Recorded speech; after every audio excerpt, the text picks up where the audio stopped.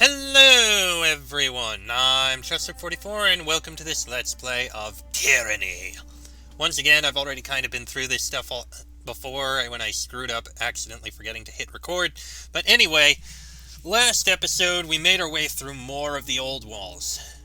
Made it through the western and eastern sides here and found our way to this doorway. Let's take a look at whatever the hell's inside. Maybe it's a way around to get to another one of these. Beast woman's ears and bones ache, makes paws burn. Do not like thrum of mystic pulse and stone steps of Spire Place. Spire Place? This dusty stone platform is lifeless, but small markings indicate that its old magic might be reawakened. This chamber immediately reminds you of Ascension Hall. An intricate rune running along the floor can only mean one thing. You stand at the feet of a great spire. Each step you take echoes across a great distance. As you gaze upward, the sage-colored walls quickly give way to unending blackness. The rune in the center of the floor is inactive, and the silence of the hall offers no clues as to its use or function. You feel a slight tug in your chest, a faint echo of the energy that enveloped you at Vendrian's Well. Hold a moment. Lantry bellows the comment louder than needed, smiling as he hears his voice echo through the massive chamber. If my sense of direction is at all reasonable, we are standing below the spire in this region. What do you know of the spires? Lantry raises an eyebrow. About as much as you, I'm afraid. Until our time at Vendrian's Well, I didn't realize there were ways to access the upper reaches. Speaking of which, I'm certain there's a way to access the top of the spire as well. Let's keep our eyes out for sigils or glyphs nearby. What do you recommend? Lantry points at the pattern on the floor. I'd start with the grooves and stones on the floor over there. If it's like the spire at Vendrian's Well, whomever built this created a mystical conduit to the top, and I think it very, very unlikely that the pattern is purely decorative. Let's press on. If I had a copper ring for every glyph I've sketched today. I think I might be able to figure out how it works. These grooves in the floor are inlaid with a dim incandescent material that glimmers upon closer inspection. They appear to intersect at various angles, forming a myriad of potential shapes similar to the rubbing you found. This is probably the third rubbing. Yeah, looks like it. Pressing charcoal to parchment, you capture a blurry but proportionate image of the ancient relief. The newly added imprint fills in the remaining gaps on the scroll, giving you a clear representation of the carved rune. I believe this has something to do with the symbol on the floor of the spire. Well, let's see here. Yeah, that looks like it. Charcoal rubbing ocean spire. Let's see here.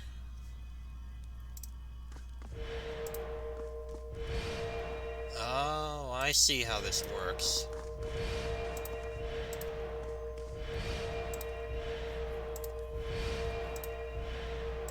So if I match that out,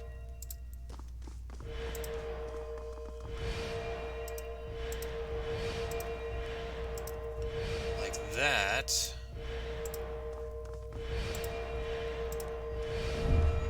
and I got it! Yes.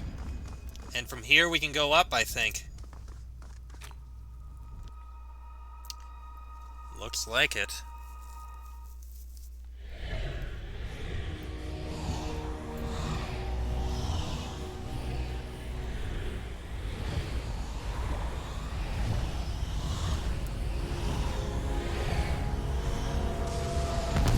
I dare say that worked.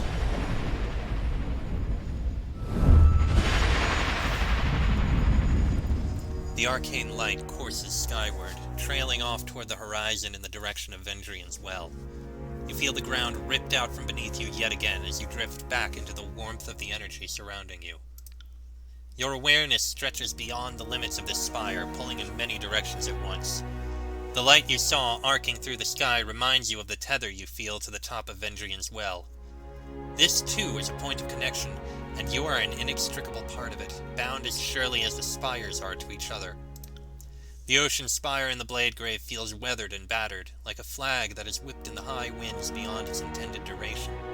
Perhaps in spite of this, the connection formed with Vendrian's Well is strong, almost overwhelmingly so.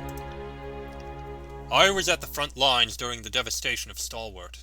From on high, the realm feels less significant. Smells like seawater, like wood and wind and bird drop dung. Strange. Can see place called ocean, but can't see birds or dung here.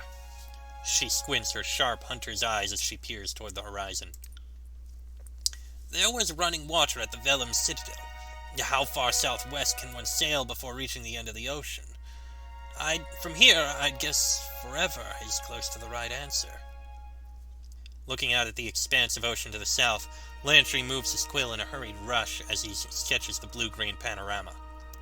Sorry, that was a running wager, not running water. The Spire feels like a relay between you and Vendrian's Well, bringing some transference of energy on an enormous scale. You are the first link of a chain that stretches the length of the realm. As you struggle to understand the sensation, you grow aware of whispers all around you. Listen closer. The whispers themselves seem to travel down the tether between you and your spires, conducting heat that feels, at times, unbearable. They speak of your actions, your choices, everything that led you to this place. Your name is known, your banner recognized, your deeds reported across the tiers in the Northern Empire alike. For an instant, you can see the accumulated hope and fear these whispers represent. It appears like dewdrops settling on a leaf, then trickling into a shared basin. This image is fed to you through your connection, a base metaphor that only hints at the true scope. There is power in these spires, though its source is unfamiliar. Were you to harness it, you suspect that nothing would stand beyond your reach. Unlocking the spire seems to have opened some deeper connection. I don't know what you've done, but standing near you warms my rusted plates. Makes me feel lighter somehow. Air now thrums with power. Beats like heart and hooves of running stag, fast hard fast. Has given Alpha mystic claws and mystic fangs. Curious. I'm noting something I also observed at the Spire in Vendrian's Well. There's a mystic hum, and it has little beats when you walk. Tiny fluctuations when you talk. Unless my senses are deceiving me, you and the Spires are mystically attuned to each other. Most fascinating indeed. A quill pen appears in his hand, and the old sage begins furiously jotting notes on his arm. Oh! You acquired Ocean Spire, and we have available upgrades. Let's see, we have Stirring Visions complete. Library. Constructing a library on a spire allows you to research new quest seats of power. Claim the remaining spires in the tiers. Constructing a library on a spire allows you to research magical knowledge, edicts, and artifacts. Once built, resting in any spire grants a bonus to lore and all magic skills. Training grounds. Constructing training grounds allows you to recruit the finest skill trainers in the tiers. Once built, resting in any spire grants a bonus to accuracy, athletics, and subterfuge. Forge. The Forge upgrade allows you to improve weapons and armor and forge powerful new items. Once built, resting in any spire grants a bonus to armor, parry, and dodge. An Infirmary. The Infirmary allows you to brew potions and other consumables. Once built, resting in any spire grants a bonus to endurance, will, and magic defenses. There's new items there since last visit. Forge is what I'm going to want to do. Without a doubt, I want to improve armor and the like. Yes, I want to build this upgrade on this spire. Okay. You have acquired a second spire. All spires are linked, allowing you to travel... A new message. Allowing you to travel instantly between them. This will reduce your travel time through the tiers. You can upgrade spires you discover, building new structures on top of them. Each upgrade will provide you with different benefits. Click on the spire icon or press H to select an upgrade for your new spire.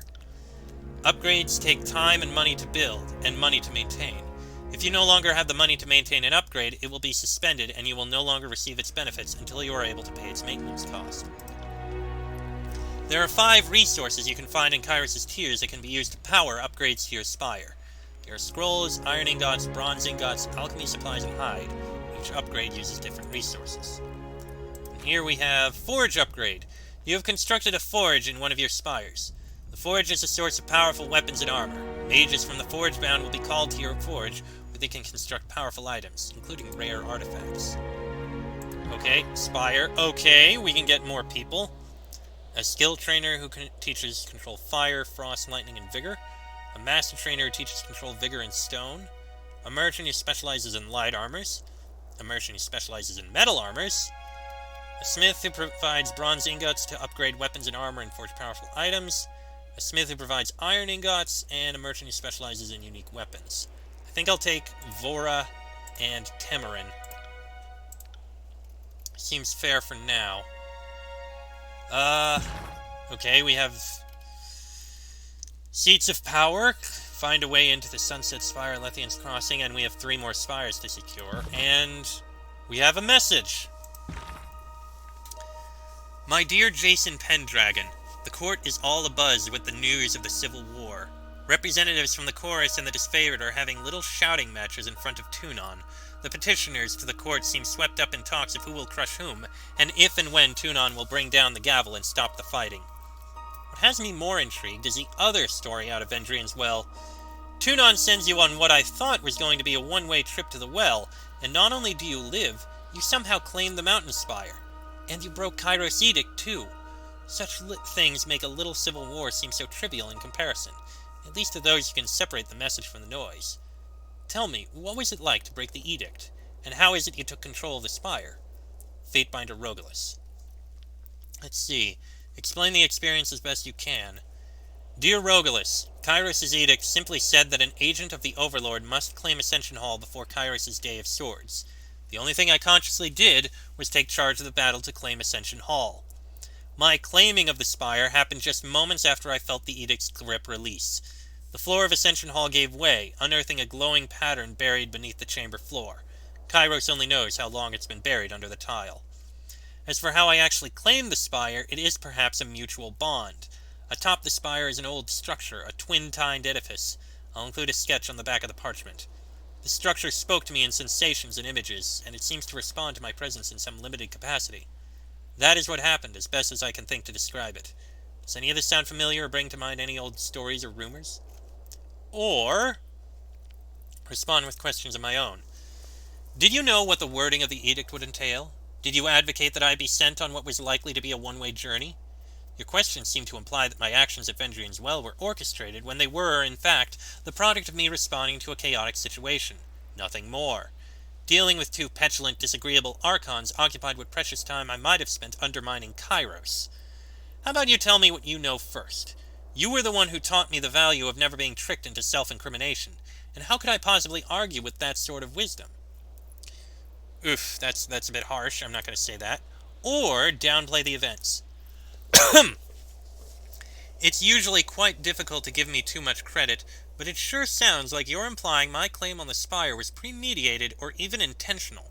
My only goal in Vendrian's Well was to stay alive, to not let the Archon's indecision cause the Edict of Execution to come to pass. Ascension Hall needed to be taken, and I made it happen, both because it was my duty and because I generally prefer to live. My claim on the spire coincided with the breaking of said edict. Perhaps breaking the edict caused a mystic surge that triggered the spire, or perhaps Kairos knew this would happen and such knowledge tempered the wording of the edict. I can offer you only these speculations. I think explaining the experience as best I can is the right choice. So let's see here. The tidal waves of rock and rust have clearly spread their destruction far across the region. And the Old Lands extends from the ruined lands out to the southern sea. And Ebb and Verse are here. And Volus, Master of Smiths. Greetings, Fatebinder. How may I help you? Tell me about the forge. He gestures at the nearby anvils. If you want to upgrade your weapons and armor, you can use any of the anvils. It should be simple enough if you got the materials. If you need something that requires a master smith, like forging a one-of-a-kind item, come talk to me and I'll see what I can do. Do you think you could free my friend from his armor? Fatebinder! If you think I hadn't already had my eye on that problem, you don't know the Forge-bound at all. Master Zedenia, though, or the smiths at, at the Lethian's Crossing Forge, may be able to help you. And if I require someone less beholden to the laws of the Overlord? Barrack simply covers his eyes with his palm and shakes his head. Far be it from me to gossip, Fatebinder, but I have heard tell that a smith with some knowledge of sigils works out of a small ruin in the Stone Sea. The Lethian's Crossing smiths likely know more about that likely know more than I about such matters. Something to keep an eye on. Let's see. I found a reference to a dagger called Heart's Blood. What can you tell me about it? Heart's Blood? Really? Let me see that book. He looks at it. This is incredible. Unfortunately, the information in that book isn't sufficient for me to recreate it. If you were able to give me more information on it, I could probably make it for you. I found this helmet in Rust Canyons. What can you tell me about it? This is the Hawkeye helm. With this, I should be able to recreate it for you. Can you forge something for me? Okay, we have things here. Hawkeye helm. Hawkeye is a reimagined Scarlet Fury's helmet, adorned with feathers and eye slits that allow for overall improved visibility. Let's see. Quite a bit of value. Can't make it because we don't have enough recruits. Same with this. Shadow Stride. Commander's Plate gives redeploy. Instantly swap positions with a companion. And Alchemist Gloves. Excuse me. Launch an orb of healing energy at a location. On impact, the orb creates a zone of restorative energy that will periodically heal any party member within the area. The amount of healing scales the Alchemist Gloves renown. That's actually quite useful. Elegance, Enchanted Cloth Slippers, Locked Iron Gauntlets, Pride of the Forgotten. Only Barrack can equip this. Ooh. Interesting. 50% less all damage taken while health is below 35%. That actually looks very good. Silken Gloves. Simplicity. +5 to all magic skills. That's nice. Sorcerer's Blade. Surefoot Scale Greaves. Thieves Bravado. Twice Forged Bronze Shirt. Pride of the Forgotten. Only Barrack can equip this. That would be useful, but it's also kind of expensive. Maybe I shouldn't yet. Let's see. We got these. Select a weapon or armor from your inventory to upgrade. Oh right! I remember. This said here that Barrack can upgrade these. So let's see. 5 hours. 5 hours. 8 hours. 5 hours. But I think we can just upgrade them. Yeah, let's do it. We'll upgrade each of these.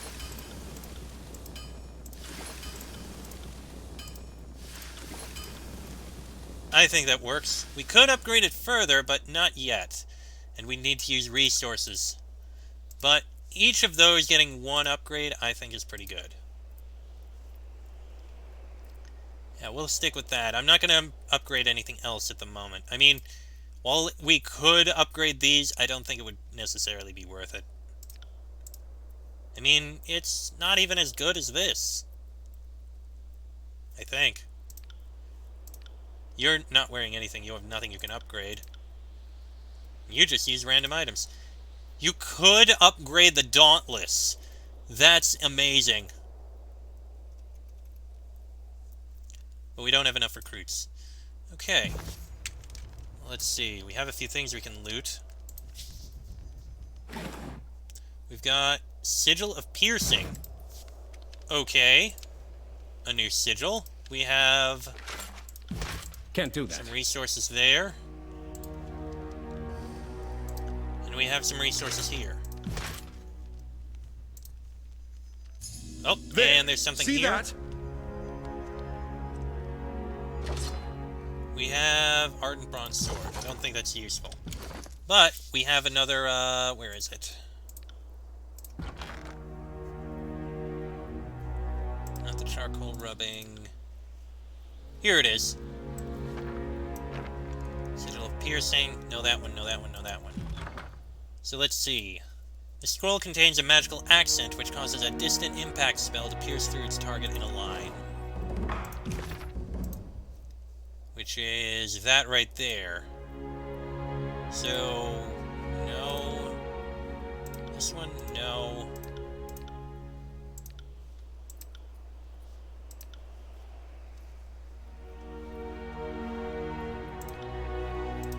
So if I choose, which is distant impact? There, distant impact. False pit. So instead of range, it's length, and it's foes in a line instead of a target.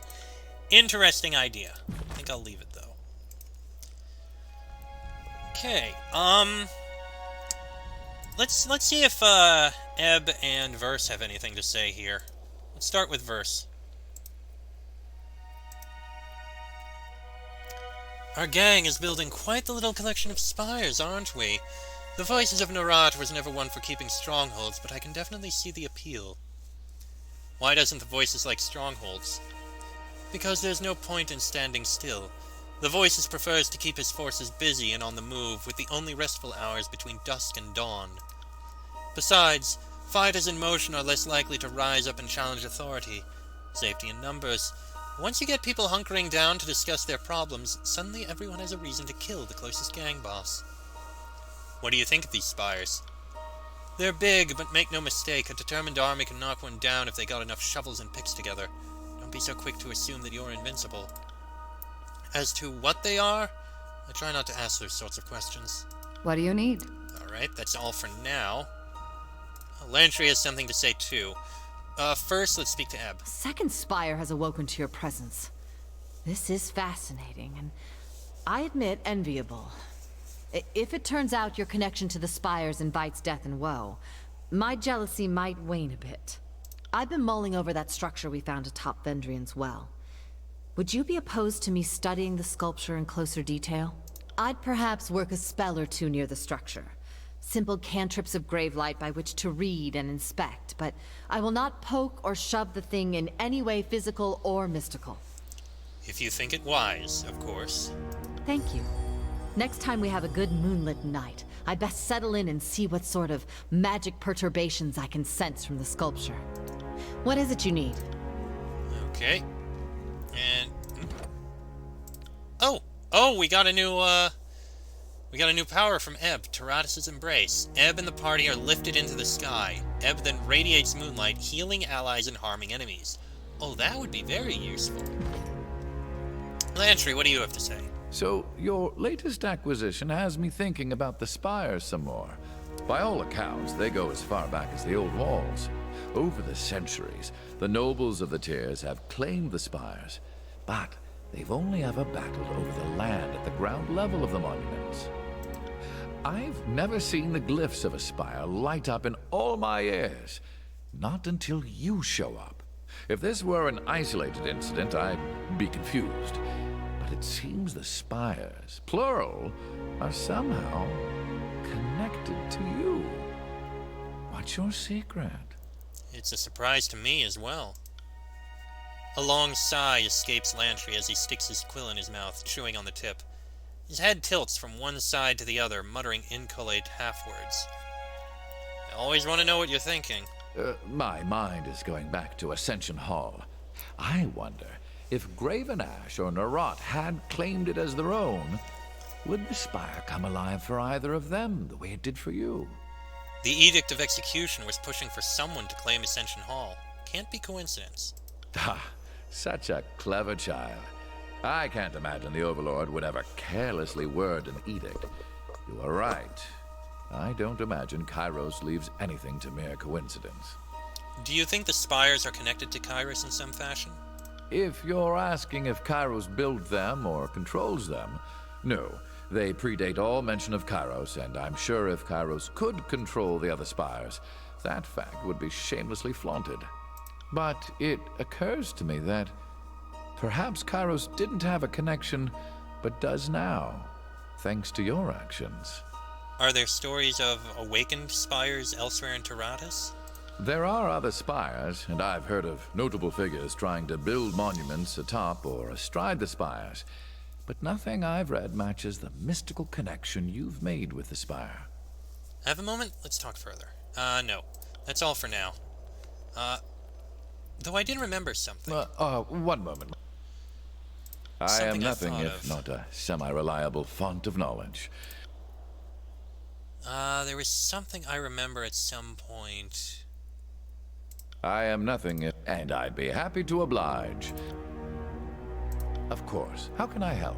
No, that's not... I am nothing if...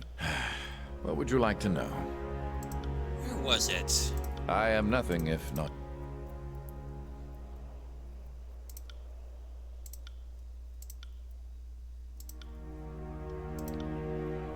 I am One of nothing if these. not a semi... And I'd be happy to oblige. Ever since the... I am nothing if not... What would you like to know? Traditionally, we use... But, in truth, we have amassed... The sages each... But, all that... Why, indeed, the laws of Kairos would... I can't remember... I am nothing if not a semi-reliant... I know everything! Oh, I think I've managed to bore... Strange. I remember there was a way to request something of him, but apparently I can't right now. Anyway, I kind of want to see if there's any equipment here that might be good for some of us. I think we're kind of on the best... well, okay, I guess I can give you this. Instead of the Fatebinder's shield for a bit better there. See, you are currently wielding that. Do you have a better spear as an option? Let's see. His favorite iron spear, no. Phalanx, no. Iron spear. Iron spear. Doesn't look like it.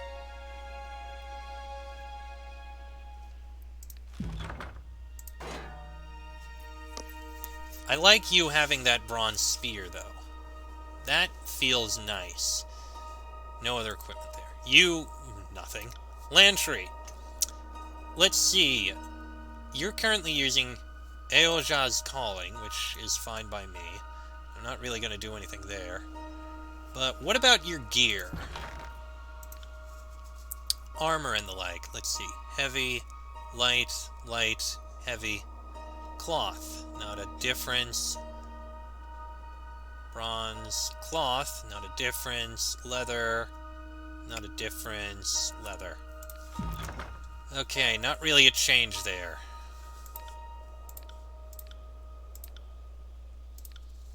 Okay, so... let's bring in the other two. What is it you... Of course. Just for a moment.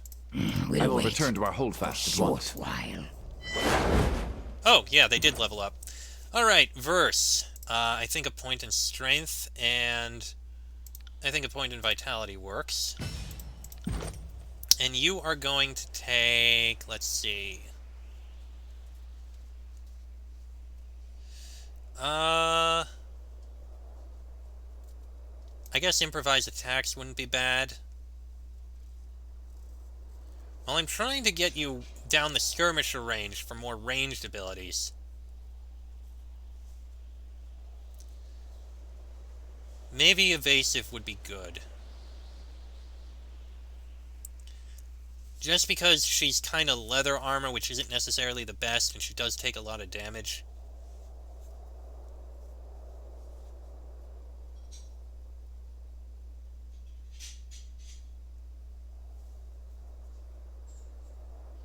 You know what, let's give her lethal opening. I guess we'll be putting her down both a little bit. And as for Ebb, or spell strength, okay. And as for skill, larger area of effect, that's actually very nice. You know what, we'll give her that. And as for power, and as for what you have weapon-wise, let's see. First, you are going to be... well, you have this. You're definitely going to be wearing that. Weapon-wise, you're currently using the Staff of Boreal Frost. And we don't have anything... oh, wait! Bane Touch Staff. There we go. You're going to use that. As for armor, you're wearing cloth, so... bronze, leather, leather, bronze... cloth, bronze, cloth, leather, cloth. That's actually better because of the balancing act. Leather.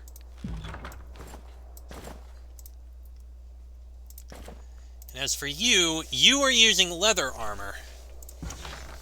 So, is there any leather that's better? It's heavy. Leather? That's basically pierce and fire instead of crush and frost. And you don't get the opportunist. Light leather helm, that'll be better. Cloth, bronze, cloth. That's the same. That's the same. That's not a change. Okay. So you get that. As for weapons, let's see here.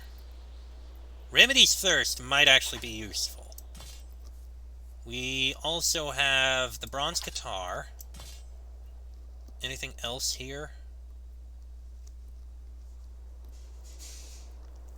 I'll need to check the bows in a bit, but...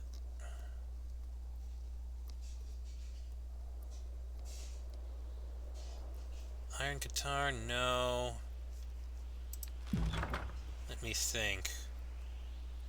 Frenzy, recovery time while has no wounds, and damage for every missing health. That's actually pretty good. Let's see, Bloodthirsty, Enraged on Kill would actually be pretty damn good. Let's give you that, and if I give you Harm's Way, that's definitely lower, and that's also lower. I think we'll keep that. As for the bow, you currently have Path of Roses, which is venomous, compared to Warren's short bow, which does more damage, has more accuracy, lower range, or Tearsman's spine bow, same thing. We'll keep Path of Roses. I think we're going to be selling a lot of this other stuff. Okay. Let's, I see as the crow flies. swap back to the other two. One moment. I'll Goodbye tap to you homeward. too. See you there. Okay. Now, this episode might be going a little long, but I kind of want to... I think we can teleport. We can. We can go back to the mountain Spire in 15 minutes. Which is a very slow teleport, surprisingly. And then we'll go back and check the merchants. I got it. Can we interact with this? Wait. Interesting, there's another sigil appearing. You feel as if your reach is broadened. You can feel the push and pull of your influence growing throughout the tiers. If you concentrate, it would appear you can begin the same trance that showed you glimpses of the previous Spire. Touch the resonator and concentrate. Once more you touch the sculpture, and once more your mind is flooded with sensation, this time of your senses leaving your body and floating up, higher even than the mountain spire, until all of Taratus is beneath your feet. From high above you see the mystic currents moving about Taratus, billowing clouds of every color that churn about the realms. Even from this faraway vantage point, the cyclones and currents of magic fill you with dread and foreboding. Send your thoughts downward. As you imagine the sense of heaviness, your perceptions drift toward the ground, hurtling through the soil until your vision resumes in the dark, foreboding halls of the Oldwalls. Though you can make out almost nothing in the cramped darkness of the Oldwalls, you can feel the Oldwalls running through the soil of Taratus, linking many of the spires with these mystical arteries. Send your senses toward the mystic currents. As you near the mystic currents, you hear incolate voices, commands, proclamations, the stuff of edicts. All across Taratus, the edicts of Kairos, some centuries old, still live on. Their arcane signatures bright as the midday sun, seemingly stronger than the day they were proclaimed. As your senses float away from the arcane turbulence, you are struck by the fact that land untouched by edicts appears to be in the minority. Even lands long ago conquered by Kairos are still haunted by edicts, whether because they still linger from the olden days of conquest, or if they were cast more recently to suppress rebellion. Your senses cannot glean. Step away from the sculpture. Interesting. We're here, so I'm going to sell these things that I can have. Fatebinder of Tunon armor. There's some good stuff here. Ooh! No, that one. We don't know material force. We could do proximate action, but... Hold on, we have things we need to sell. I can sell that. Anything that's not named is getting sold.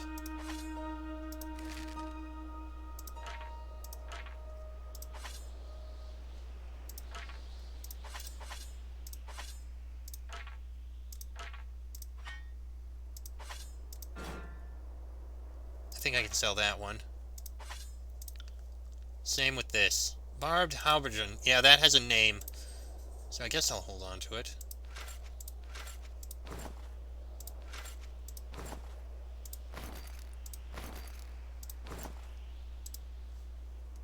I guess that one is named. Sell these 3. And sell all these items.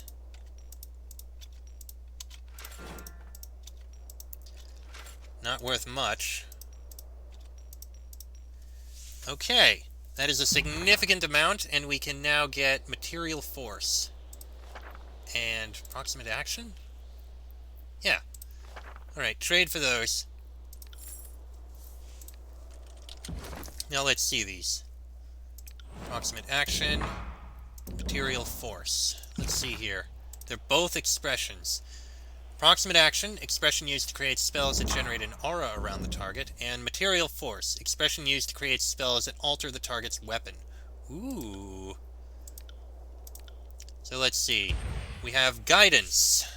Create an aura around the target that inspires valor. Allies near the aura receive a bonus to graze and hit precision. Ooh. And we have Polish Arms. Reinforce an ally's weapons, granting armor penetration to weapon attacks. That's actually a very good one. Let's see, here we have neither. For healing, we have only the aura. Healing Aura. Surround the target with an aura of healing energy. Allies within the field recover health over time. That would be very good, but none of us are good enough to do it. Ice. Freezing Grip. Kodo targets weapons in frost, causing attacks to deal additional frost damage and slow enemy movement speed. Okay. Next we have Lightning, which, same thing, static charge. Imbue a weapon with shocking energy, granting additional shock damage to attacks and triggering electric explosions on weapon critical hits. That sounds like it would be useful. Here we have Weighted Stance. Generate an aura around the target that prevents allies from being knocked prone. Interesting. In stone we have Unsettled Core. Generate an aura of swirling rock around the target that continually deals crush damage to enemies.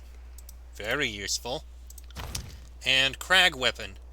Imbue the target's weapon with the weight and strength of hard stone. Enemies struck by the weapon take additional crush damage and are knocked prone on critical hits. Some interesting abilities here. And what I kind of want to do is give this to you. Fulmination has proven to not be very useful, truth be told. And I kind of want to replace that. Although Frozen Grasp, while it does let you do a cold ability, you're not really... It doesn't seem to do very much and isn't necessarily worth it. Freezing them doesn't help very much. So the shock damage, I still like the idea of giving you control lightning. So I think maybe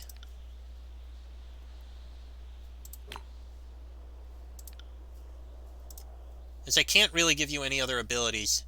If I did, it wouldn't do much, or you wouldn't be able to use it. So I'm kind of going to do this. Over Fulmination. Over Frozen Grasp. Oh, no.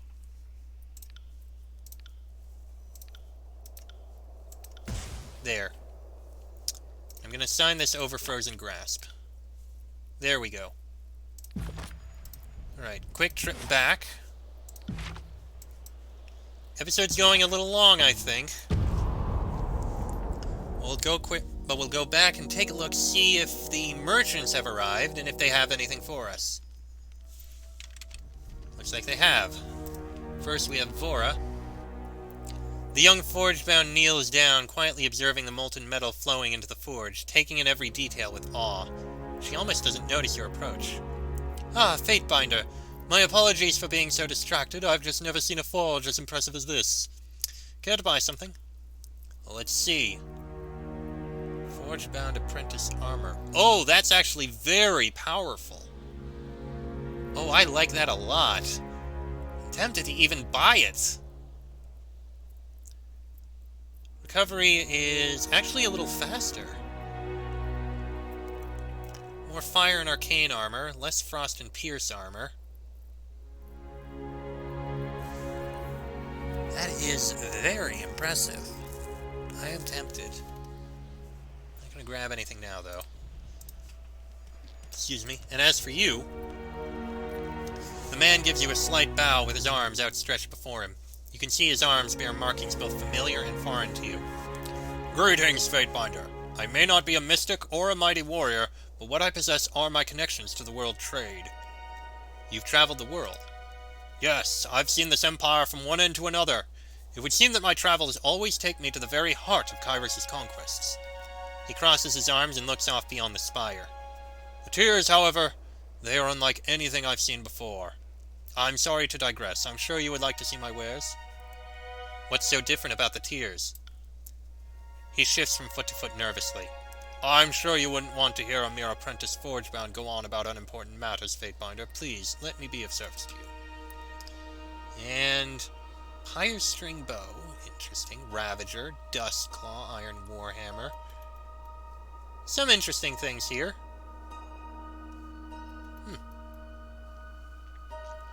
Okay then.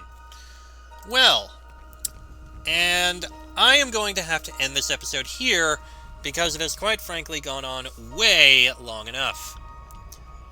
Next episode, we're going to head on back down and see what we can end up finding and doing.